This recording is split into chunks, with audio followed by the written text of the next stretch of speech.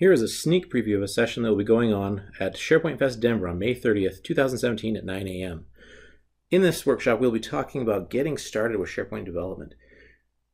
Now, when we're talking about SharePoint development, we're talking about the full broad spectrum. So this is not going to be an in-depth session on how you do deep topics. We're going to cover a lot of the high-level information about SharePoint. If you've ever been curious about what SharePoint is and how you can develop on it and what's available to you, we'll go over that. Plus, also as part of this workshop, we will get into the development concepts and actually just create an application to discuss the different ideas, different ways that we can set up the application that we need for our scenario that we're going to go over.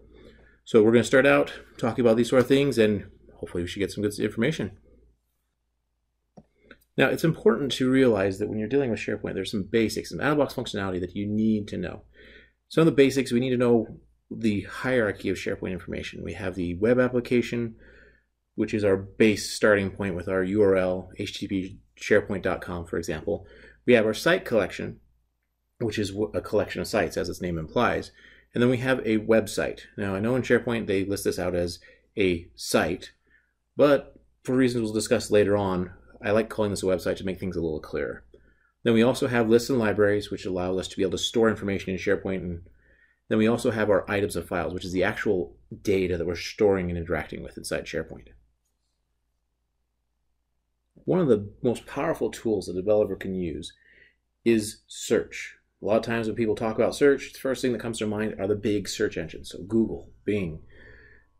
But as a developer, this is a cool tool that we can use to access and retrieve information quickly without having to deal with all the complexities of trying to figure out where it all is in our environment. We tell search what we want, and it'll bring it back to us as long as it's got it in its index.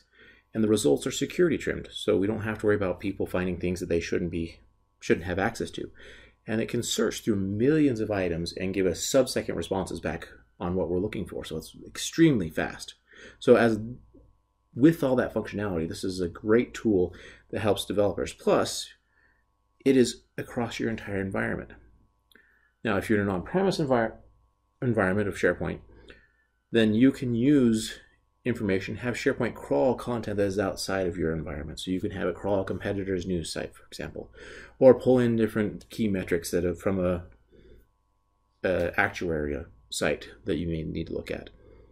If you're in SharePoint Online or in Office 365, not necessarily an option yet, hoping that we'll get to that point. But at the moment, Office 365 is only SharePoint content sources. All right, now when it comes to working with SharePoint, we've gone through all these out-of-the-box pieces of functionality, things that we can do without having to reinvent the wheel. But there are instances where SharePoint just does not accomplish what we need it to do. And this is where we need to know the options that are available to us for working with SharePoint and its data. Whether we're talking about search, as we discussed previously, or the other systems like business connectivity services, these other areas, we need to know how to interact with these and use those tools and combine them in ways that makes it so we can create a useful application for our users.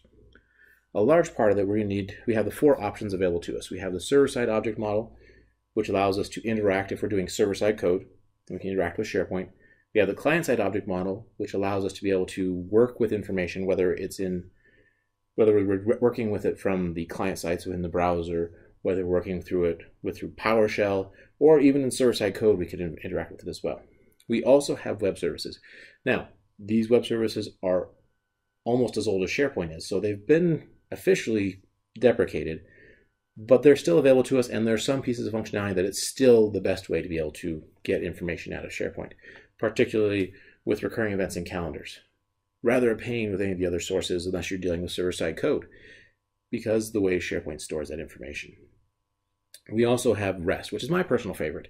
With REST, we can take the information and interact and get what we need out of it with a very simple interface that's built upon itself. So for example, if we want to get information out of SharePoint, I can go to the SharePoint site I want, put in the URL /API/web, and I have access to everything that pertains to that website.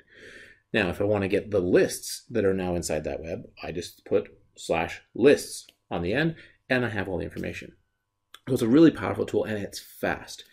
Client-side object model can also do some really cool things in that it also allows you to batch your requests. Say, okay, I have these 10 updates I want to make to SharePoint. Let's send them all over at once, do them all, and then give me the response back all together. So really powerful tools available to us. So pick your poison. My personal preference is I start with the REST interfaces, and then I go to the client-side object model, and then I hit the web services if I absolutely need to. For example, recurring events and calendars. At this point in the workshop, we will be discussing Family Feud. If those that haven't played this before, it's a classic old-time game where you have teams that try and guess what the answers are to different survey questions. So they'll have questions, and then we'll have different responses based off of responses that people did as part of polling and those sort of things goes. So we will discuss the different options of how we could create a Family Feud style game inside our SharePoint environment. Hopefully this gets you a nice teaser of what we're going to be going through. Look forward to seeing you if you have the ability to come out and visit us in Denver. If not, come see us at any of the other SharePoint Fest events.